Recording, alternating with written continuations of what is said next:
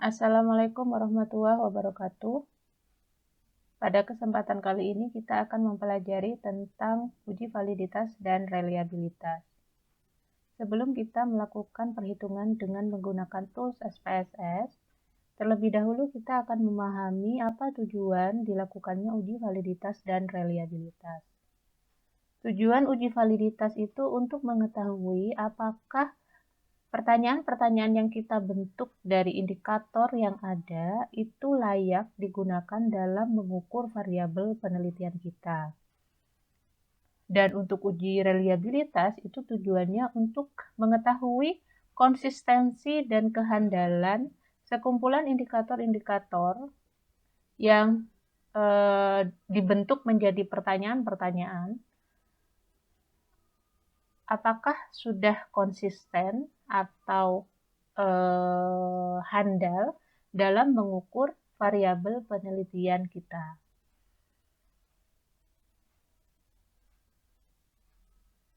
Selanjutnya, kita akan masuk ke cara perhitungan dengan menggunakan SPSS. Kita siapkan data terlebih dahulu yang akan kita hitung ya, yang akan kita kalkulasi dengan menggunakan SPSS. Data ini merupakan data sebaran hasil jawaban responden dari kuesioner yang sudah kita buat, kemudian kita sebarkan, kemudian jawaban responden itu yang kita peroleh, kita kita masukkan ke dalam Excel, kemudian data ini yang akan kita masukkan ke SPSS. Jadi di sini ada contoh kasusnya ya. Contoh kasusnya di sini ada, kita punya 10 item pertanyaan, kemudian yang diisi oleh 50 responden. Nah, sebelum dimasukkan ke SPSS, kita harus hitung dulu jumlah skornya dari pertanyaan 1 sampai pertanyaan 10 untuk masing-masing responden itu berapa. Caranya tinggal di sum aja gitu ya di Excelnya, kemudian di drag aja ke bawah supaya nggak satu-satu ngitungnya. Nah, setelah itu, setelah siap untuk dimasukkan ke SPSS, kita copy aja si datanya ke ke SPSS-nya ya. Nah, jadi kita paste-nya itu di data view-nya, kita paste. Nah, ini bentuknya termasuk sama jumlahnya ya, jumlah skornya tadi. Kemudian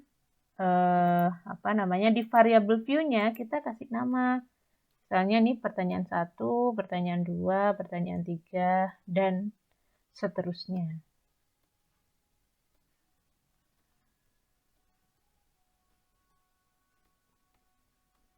Kemudian di sini ada total.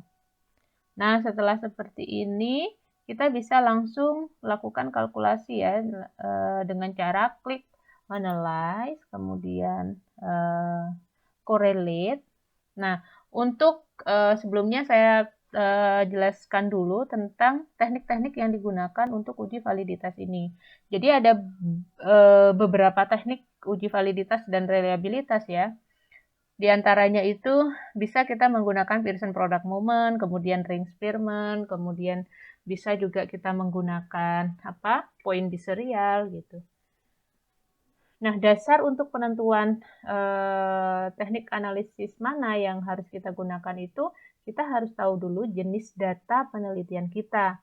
Misalnya data hasil kuesioner itu data ordinal yang kita peroleh. Berarti kita bisa menggunakan teknik validitasnya adalah korelasi ring Spearman.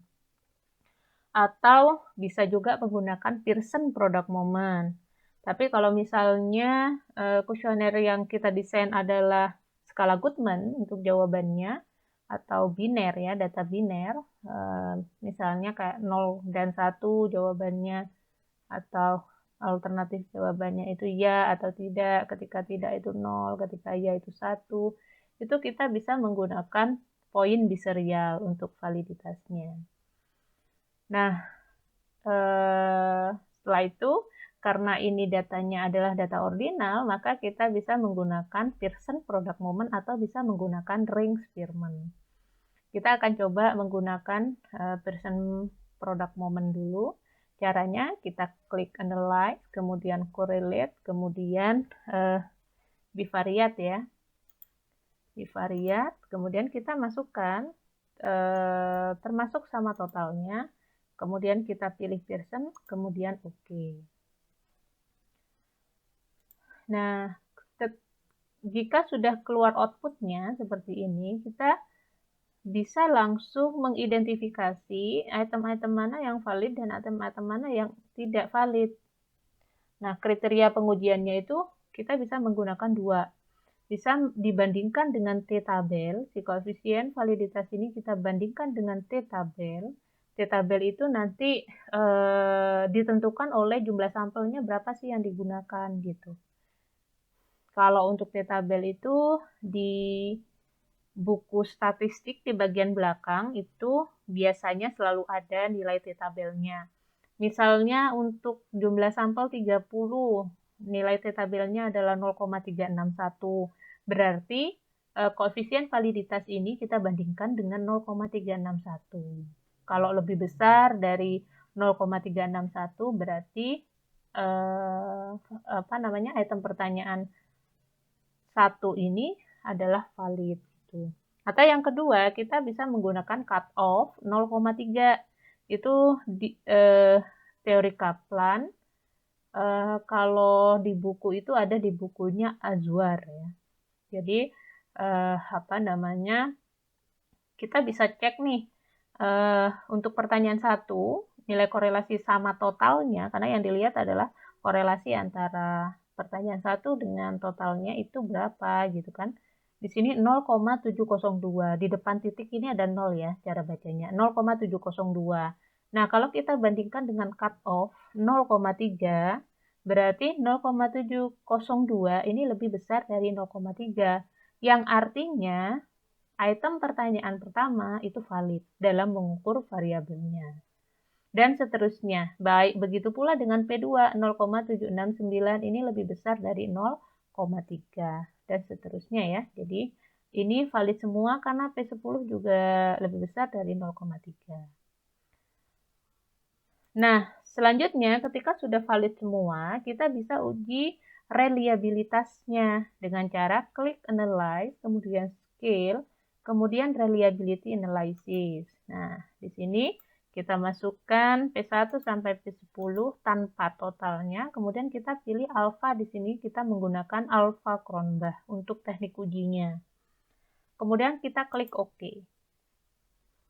Nah, setelah itu akan muncul alpha Cronbach ya, koefisien alpha Cronbachnya 0,933. Nah, untuk reliabilitas sendiri itu cut off-nya antara 0,6, cut off-nya itu 0,6 sampai 1 gitu ya. Cut off-nya adalah 0,6 sampai 1. Tapi ada juga teori yang mengatakan harus minimal 0,7. Jadi baik, kalau untuk yang uji validitas, untuk uji reliabilitas, maksud saya ulangi ya. Jadi untuk koefisien reliabilitas ini kita bandingkan dengan cut off 0,7. Jadi kalau misalnya tadi cut off untuk validitas adalah 0,3, maka cut off untuk reliabilitas ini 0,7. Kalau misalnya 0,6 sebenarnya bisa-bisa aja, cuma yang lebih bagusnya itu adalah 0,7.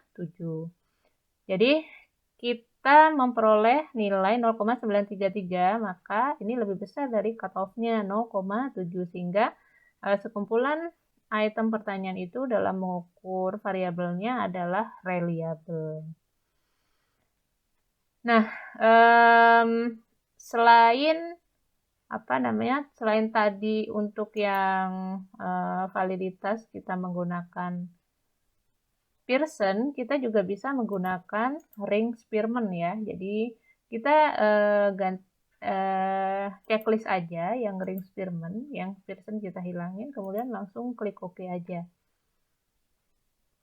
Nah, ini hasil untuk tekniknya adalah ring Spearman. Jadi di sini koefisiennya adalah 0,612, 0,726, 0,737 gitu, dan seterusnya. Cutoff-nya juga sama, bisa menggunakan T-tabel atau bisa menggunakan 0,3. Nah, kemudian ada lagi cara untuk validitasnya, itu kita bisa menggunakan scale reliability, kemudian eh, kita klik statistik gitu ya.